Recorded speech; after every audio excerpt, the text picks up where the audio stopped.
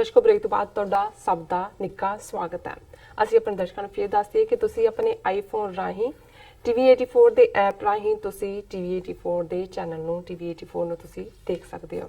ਔਰ ਜਿਸ ਤਰ੍ਹਾਂ ਕਿ ਜੋ ਆਪਣਾ ਅੱਜ ਦਾ ਦੂਸਰਾ ਇਸ਼ੂ ਸੀ, ਜਿਸ ਤਰ੍ਹਾਂ ਕਿ ਬੀਜੇਪੀ ਨੇ ਸਿੱਖ ਗद्दाਰਾਂ ਦੀ ਟੀਮ ਨੂੰ ਮੈਦਾਨ ਵਿੱਚ ਉਤਾਰਿਆ, ਜਿਸ ਤਰ੍ਹਾਂ ਕਿ ਸੁਖਦੇਵ ਢੀਂਡਸਾ, ਤਰਲੋਚਨ ਅਤੇ ਮਨਜਿੰਦਰ ਸਿਰਸਾ। ਇਸ ਉੱਪਰ ਤੁਸੀਂ ਡਾਕਟਰ ਸਾਹਿਬ ਦੇ ਵਿਚਾਰ ਸੁਣੇ। ਆਈ ਹੋਪ ਤੁਹਾਨੂੰ ਸਾਰਿਆਂ ਨੂੰ ਪਸੰਦ ਆਏ ਹੋਣਗੇ ਔਰ ਦੋਨੋਂ ਸੈਗਮੈਂਟ ਦੇ ਉੱਪਰ ਸਾਨੂੰ ਤੁਹਾਡੇ ਸਾਰਿਆਂ ਦੇ ਕਮੈਂਟਸ ਮਿਲ ਚੁੱਕੇ ਨੇ। ਅਸੀਂ ਥੋੜੇ ਹੀ ਪਲਾਂ ਵਿੱਚ ਇਹਨਾਂ ਨੂੰ ਤੁਹਾਡੇ ਨਾਲ ਸਾਂਝਾ ਕਰਾਂਗੇ, ਸੋ ਤੁਸੀਂ ਸਾਡੇ ਨਾਲ ਇਸੇ ਤਰ੍ਹਾਂ ਹੀ ਬਣੇ ਰਹਿਣਾ।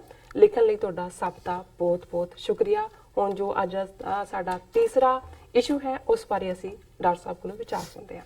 ਜੀ ਡਾਕਟਰ ਸਾਹਿਬ, ਕੀ ਕਹਿਣਾ ਚਾਹੋਗੇ?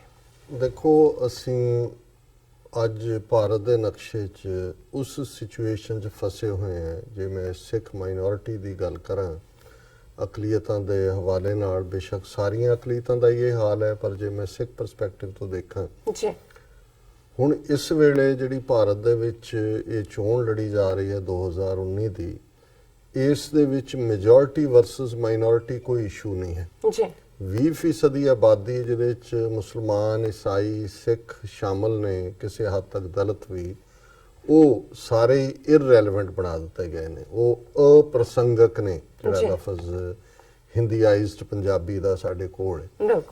ਹੁਣ ਜਿਹੜਾ 80% ਹਿੰਦੂ ਵੋਟ ਕੈਪਚਰ ਕਰਨ ਦੇ ਲਈ ਜਿਹੜੀ ਕਾਂਗਰਸ ਔਰ ਬੀਜੇਪੀ ਜਿਹੜੀਆਂ ਮੁੱਖ ਧਿਰਾਂ, ਜਿਨ੍ਹਾਂ ਦੇ ਵਿੱਚ ਫਿਰ ਸਟੇਟਾਂ ਦੇ ਵਿੱਚ ਖੇਤਰੀ ਪਾਰਟੀਆਂ ਵੀ ਕਿਤੇ ਅਲਾਇੰਸ 'ਚ ਨੇ, ਕਿਤੇ ਵਿਰੋਧ 'ਚ ਨੇ, ਉਹਨਾਂ ਦੀ ਲੜਾਈ ਹਾਰਡ ਹਿੰਦੂਤਵਾ ਤੇ ਸੌਫਟ ਹਿੰਦੂਤਵਾ ਦੀ ਹੈ। ਸੌਫਟ ਹਿੰਦੂਤਵਾ ਵੀ ਅੱਗੇ ਨਾਲੋਂ ਹੋਰ ਹਾਰਡ ਹੋ ਗਿਆ ਜੀ, ਔਰ ਹਾਰਡ ਹਿੰਦੂਤਵਾ ਜਿਹੜਾ ਹਾਰਡੈਸਟ ਹੋ ਗਿਆ।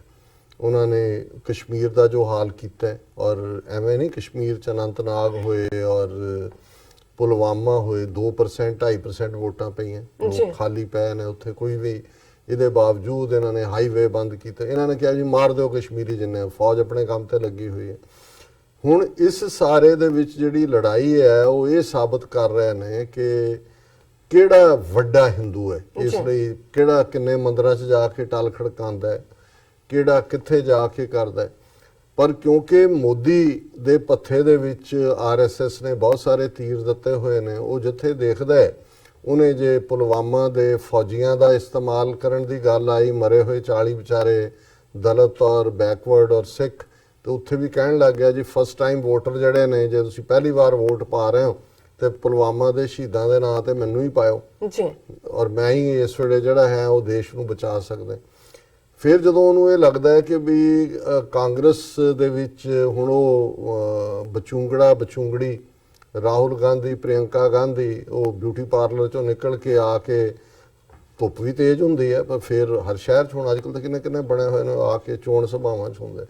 ਉਹਨੇ ਕਿਤੇ ਕਿਹਾ ਕਿ ਜੀ ਇਹ ਤਾਂ ਉਹਦੇ ਵਾਂਗ ਹੈ, ਦੁਰਯੋਧਨ ਵਾਂਗ, ਕਿ ਕ੍ਰਿਸ਼ਨ ਸਮਝਾਉਣ ਆਇਆ ਸੀ ਦੁਰਯੋਧਨ ਨੂੰ ਕਿ ਵੀ ਚਲੋ ਇਹਨਾਂ ਪਾਂਡਵਾਂ ਨੂੰ 5 ਪਿੰਡ ਹੀ ਦੇ ਦਿਓ। ਤੇ ਫਿਰ ਉਹ ਰਾਮਧਾਰੀ ਸਿੰਘ ਦਿਨਕਰ ਦੀ ਕਵਿਤਾ ਸੁਣਾ ਰਹੀ ਹੈ ਕਿ ਜੀ ਇਹ ਜਿਹੜਾ ਹੈ, ਜਦੋਂ ਵਿਵੇਕ ਖਤਮ ਹੋ ਜਾਏ ਤੇ ਦਿਮਾਗ ਖਰਾਬ ਹੋ ਜਾਂਦਾ ਹੈ। ਤੇ ਉਹ ਮੋਦੀ ਨੂੰ ਐਡਰੈਸ ਕਰਕੇ ਕਹਿ ਰਹੀ ਹੈ ਦੁਰਯੋਧਨ। ਉਹ ਅੱਗੋਂ ਕਹਿੰਦਾ ਹੈ ਕਿ ਵੀ ਤੇਰਾ ਪਿਓ ਜਿਹੜਾ, ਜਿਹਨੂੰ ਸਾਰੇ ਉਹਦੇ ਦਰਬਾਰੀ ਲੋਕ ਮਿਸਟਰ ਕਲੀਨ ਕਹਿੰਦੇ ਸੀ, ਉਹ ਮਹਾ ਭ੍ਰਿਸ਼ਟਾਚਾਰੀ ਹੋ ਕੇ ਮਰਿਆ। ਹੁਣ ਇਹਦੇ ਉੱਤੇ ਇੰਨਾ ਕੁ ਵਾਵੇਲਾ ਖੜਾ ਹੋ ਗਿਆ ਕਿ ਵੀ ਜਿੰਨੇ ਨੇ ਮਾਫੀ ਮੰਗੋ, ਇੱਧਰ ਹੋਏ ਉੱਧਰ ਹੋਏ।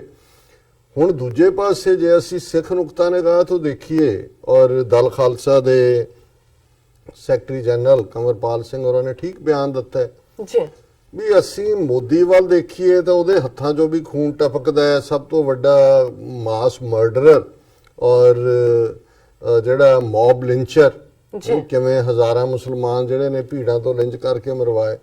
ਤੇ ਜਿਹੜਾ ਉਹ ਨਰਕਾਂ ਦੇ ਵਿੱਚ ਦੋਜ਼ਖ ਦੀ ਅੱਗ 'ਚ ਸੜ ਰਿਹਾ ਹੈ, ਰਾਜੀਵ ਗਾਂਧੀ, ਜਿਹੜਾ ਕਹਿੰਦਾ ਹੈ ਕਿ ਵੀ ਇਹਨਾਂ ਦਾ ਜਿਹੜਾ ਖੂਨ ਦੇ ਛਿੱਟੇ ਪਹੁੰਚਾ ਦਿਓ ਸਿੱਖਾਂ ਦੇ ਘਰਾਂ 'ਚ, ਔਰ ਜੇ ਵੱਡਾ ਬ੍ਰਿਕਸ਼ ਇੰਦਰਾ ਗਾਂਧੀ ਨੂੰ ਬਣਾਉਣਾ ਤੇ ਤੁਹਾਨੂੰ ਧਰਤੀ ਨੂੰ ਕੰਬਾਣਾ ਪਏਗਾ। ਹਜ਼ਾਰਾਂ ਸਿੱਖਾਂ ਦੇ ਜਿਹੜੇ ਉਹ ਜਿਉਂਦੇ ਜੀ ਸਾੜੇ ਜਾਂਦੇ ਨੇ, ਮੌਬ ਲਿੰਚਿੰਗਸ ਹੁੰਦੀਆਂ ਨੇ। ਸਾਡੇ ਲਈ ਉਹ ਮਰਿਆ ਵੀ ਜੇ ਸਾਡੇ ਵਸ ਹੋਏ ਤੇ ਅਸੀਂ ਇਸ ਦੀ ਉਹ ਜਿਹੜੀ ਉਹਦੀ ਸਮਾਧ ਉਖਾੜ ਕੇ ਉਹਦੀ ਮਿੱਟੀ ਤੇ ਵੀ ਟਰਾਇਲ ਚਲਾਵਾਂਗੇ। ਹੁਣ ਜਦੋਂ ਔਰ ਇਸ ਵੇਲੇ ਸਿੱਖਾਂ ਦਾ ਹਾਲ ਇਹ ਹੈ ਵੀ ਜਿਹੜੇ ਕਾਂਗਰਸ 'ਚ ਨੇ, ਹੁਣ ਅਮਰਿੰਦਰ ਆਪਣਾ ਟਵੀਟ ਕਰ ਰਿਹਾ, Rajiv Gandhi mister clean, nothing to do with November 84, Navjot Sidhu ਵੀ ਪਿੱਛੇ ਲੱਗਾ ਹੋਇਆ ਹੈ ਬਿਲਕੁਲ ਕਰਨ ਨੂੰ। ਹੁਣ ਜਿਹੜੇ ਅਕਾਲੀ ਮਨਜਿੰਦਰ ਸਿਰਸਾ ਹੋਏ, ਬਾਦਲ ਹੋਣ, ਮਜੀਠੀਆ ਹੋਣ, ਉਹਨਾਂ ਕੋਲ ਤਾਂ ਇਸ਼ੂ ਹੈ ਕਿ ਜਿਹਦੇ ਕਾਂਗਰਸ ਨੇ ਸਿੱਖਾਂ ਨਾਲ ਇਹ ਕੀਤਾ।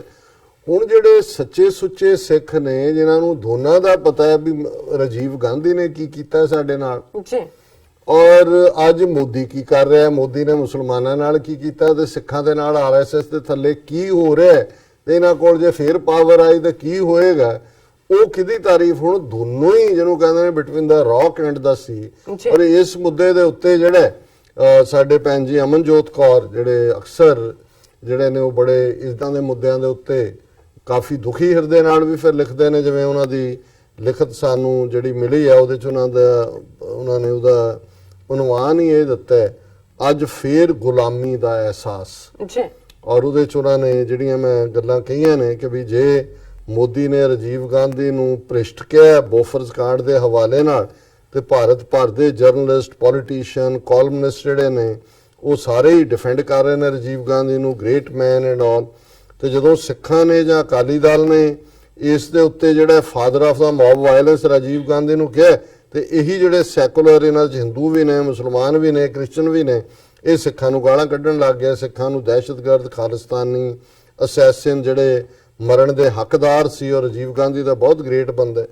ਫਿਰ ਉਹਨਾਂ ਨੇ ਕਿਹਾ ਵੀ ਈਵਨ 1984 ਦੇ ਜਿਹੜੇ ਵਿਕਟਮ ਨੇ ਦਿੱਲੀ ਦੇ ਵਿੱਚ, ਉਹਨਾਂ ਨੇ ਵੀ ਇੱਕ ਚਿੱਠੀ ਲਿਖੀ ਹੈ ਕਿ ਰਾਜੀਵ ਗਾਂਧੀ ਕੋਈ ਸ਼ਹੀਦ ਨਹੀਂ ਹੈ, ਨਾ ਹੀ ਇਹ ਕੋਈ ਗ੍ਰੇਟ ਹੈ, ਇਹ ਤਾਂ ਸਿੱਖਾਂ ਦਾ ਕਾਤਲ ਹੈ। ਔਰ ਉਹਨੇ ਸਿਰਸੇ ਨੇ ਉਸ ਲੈਟਰ ਨੂੰ ਟਵੀਟ ਕੀਤਾ। ਤੇ ਫਿਰ ਜਿਹੜੇ ਐਂਟੀ ਸਿੱਖ ਅਬਿਊਜ਼ ਹੈ started even more on social media, ਹੁਣ ਉਹਦੇ ਵੀ ਦਿਵਾਲੇ ਹੋਏ ਨੇ। ਫਿਰ first of all this shows 1984 victims R being held as hostages by SAD BJP in Delhi and made to issue statements to help them when they want around the election, ਕਿ ਉਹ ਵੀ ਇਹਨਾਂ ਦੇ hostage ਬਣੇ ਹੋਏ ਨੇ। ਜਦੋਂ ਇਹਨਾਂ ਨੂੰ ਬੀਜੇਪੀ ਅਕਾਲੀਆਂ ਨੂੰ ਚਾਹੀਦਾ ਬਾਦਲ ਕਿਆਂ ਨੂੰ, ਉਦੋਂ ਉਹਨਾਂ ਦੇ ਬਿਆਨ ਦਵਾ ਦਿੰਦੇ ਨੇ। ਫਿਰ secondly the anti-Sikh abuse and justification for Sikh genocide all over the place by Indians shows hatred that Indians still have for Sikhs, ਵੀ ਤੁਹਾਡੇ ਲਈ ਕੋਈ ਪਾਸਾ ਵੀ ਨਹੀਂ ਹੈ। ਇਹ ਦੱਸਦਾ ਹੈ ਵੀ ਤੁਹਾਡੇ ਲਈ ਸਿੱਖਾਂ ਲਈ ਕਿੰਨੀ ਨਫ਼ਰਤ ਹੈ।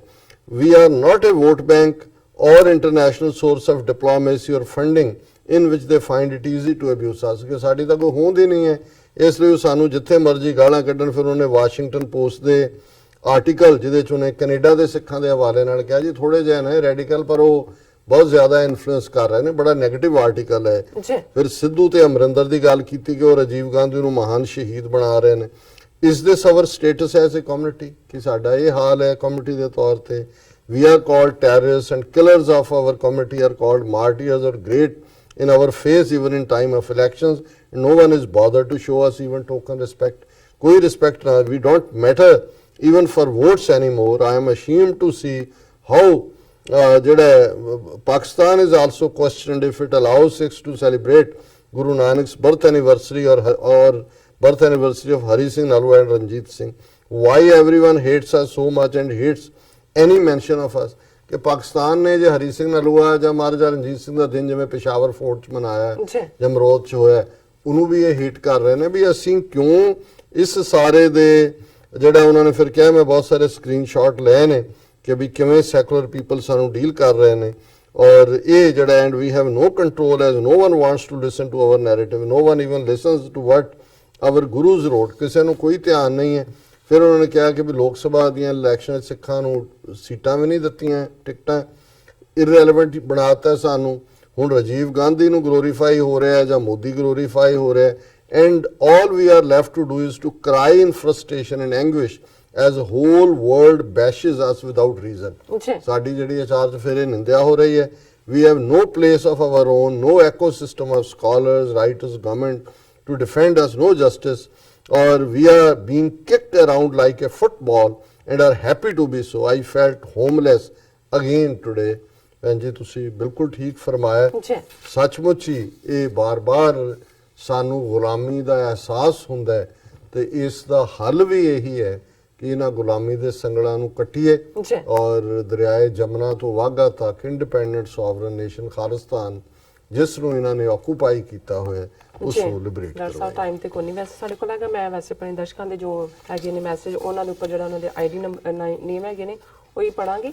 ਬਨਾਰਸ ਖਾਨ ਸਾਹਿਬ ਲਿਖਦੇ ਨੇ ਪਹਿਲੇ ਸੈਗਮੈਂਟ ਤੇ ਕਿ ਜੀ ਆਇਆਂ ਨੂੰ great doctor Sahib and S Surinder ਜੀ ਯੂਕੇ ਤੋਂ ਸਾਨੂੰ ਲਿਖਦੇ ਨੇ, ਉਹਨਾਂ ਦੀ ਕਾਫੀ ਲੰਬੀ ਲਿਖਤ ਤੇ ਮੈਂ ਚਾਹਾਂਗੀ ਕਿ ਆਪਾਂ ਕੱਲ ਇਹਨਾਂ ਨੂੰ ਡਿਸਕਸ ਕਰ ਲਾਂਗੇ। ਔਰ ਚੌਧਰੀ ਕਾਮਰਾਨ ਗਿਲ ਵੀ ਸਾਨੂੰ ਲਿਖਦੇ ਨੇ, ਜਹੂਰ ਅਹਿਮਦ ਅਵਾਮ ਸਾਨੂੰ ਲਿਖਦੇ ਨੇ, ਮੁਹੰਮਦ ਸ਼ੇਖ ਸਦੀਕੀ ਵੀ ਸਾਨੂੰ ਲਿਖਦੇ ਨੇ, ਕਲੀਮ ਉੱਲਾ ਵੀ ਲਿਖਦੇ ਨੇ, ਔਰ ਨਿਰੰਜਨ ਸਿੰਘ, ਚਰਨਜੀਤ ਸਿੰਘ ਵੀ ਲਿਖਦੇ ਨੇ, ਔਰ ਇਰਫਾਨ ਸ਼ਾਹਜਾਦ, ਨਿਰਮਲਜੀਤ ਖੱਟਰਾ ਵੀ ਸਾਨੂੰ ਪਹਿਲੇ ਸੈਗਮੈਂਟ ਤੇ ਲਿਖਦੇ ਨੇ। ਅਸੀਂ ਸਭ ਦਾ ਬਹੁਤ-ਬਹੁਤ ਸ਼ੁਕਰੀਆ ਅਦਾ ਕਰਦੇ ਹਾਂ। ਤੁਹਾਡੀ ਤਰ੍ਹਾਂ ਨਾਮ ਪੜ੍ਹਦੇ ਹਾਂ, ਸ਼ਹਿਜ਼ਾਦ ਇਰਫਾਨ, ਮੀਆਂ ਸਦਾਮ, ਮਨਜੀਤ ਸਿੰਘ ਮਠਾਰੂ, ਸ਼ਹਿਜ਼ਾਦ ਅਹਿਮਦ, ਬਿਲਾਲ ਅਹਿਮਦ, ਚੌਧਰੀ ਗੁਲਾਮ ਦਸਤਗੀਰ ਗੁਰਜਰ ਜੀ ਔਰ ਮੈਗਾਬਾਈਂਡ ਉਹਨਾਂ ਦੇ 2-3 ਬੜੇ ਪਿਆਰੇ ਮੈਸੇਜ ਨੇ ਜਿਹਦੇ ਚ ਉਹਨਾਂ ਨੇ ਤਾਰੀਫ ਕੀਤੀ ਹੈ। ਜੀ ਮੁਹੰਮਦ ਮਸਾਏ ਉਹਨਾਂ ਨੇ ਇਸਲਾਮ, ਔਰ ਜਗਦੀਪ ਕੌਰ ਰਾਣਾ ਔਰ ਮਨਜੀਤ ਸਿੰਘ ਮਠਾਰੂ ਉਹਨਾਂ ਨੇ ਸ਼ੁਕਰੀਆ ਟੀਵੀ 84 ਦਾ। ਸਿੱਖ ਰਾਜਨੀਤੀ ਸ਼ਿਕਾਰ ਨੇ ਜੋ ਕਿ ਆਪਣੇ ਹੀ ਸਿੱਖ ਰੂਪ ਚ ਦੁਸ਼ਮਣ ਨੇ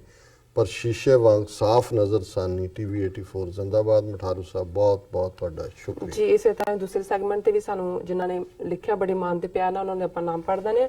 ਕਲੀਮੁੱਲਾ ਵੀ ਸਾਨੂੰ ਲਿਖਦੇ ਨੇ, ਢਿੱਲੋਂ ਸੁਖ, ਮੁਹੰਮਦ ਜਾਸੀਨ, ਤਾਰਿਕ ਹੁਸੈਨ, ਖਾਲਸਾ ਸਿੰਘ ਉਹਨਾਂ ਦੇ 2-3 ਮੈਸੇਜ ਨੇ, ਔਰ CH ਸ਼ਕੀਲ ਵੀ ਸਾਨੂੰ ਲਿਖਦੇ ਨੇ, ਰਣਜੋਤ ਸਿੰਘ ਵੀ ਸਾਨੂੰ ਲਿਖਦੇ ਨੇ, ਔਰ ਅਮਰਜੀਤ ਧਾਲਵਾਲ ਐਂਡ ਅਮਰੀਕ ਸਿੰਘ ਵੀ ਸਾਨੂੰ ਲਿਖਦੇ ਨੇ, ਮੋਹਨ ਸਿੰਘ ਵੀ ਸਾਨੂੰ ਲਿਖਦੇ ਨੇ। ਅਸੀਂ ਸਭ ਦਾ ਬਹੁਤ-ਬਹੁਤ ਸ਼ੁਕਰੀਆ ਅਦਾ ਕਰਦੇ ਹਾਂ ਔਰ ਮਾਫੀ ਵੀ ਚਾਹੁੰਦੇ ਹਾਂ ਕਿ ਅਸੀਂ ਤੁਹਾਡੇ ਮੈਸੇਜ ਨਹੀਂ ਰੀਡ ਕਰ ਸਕੇ।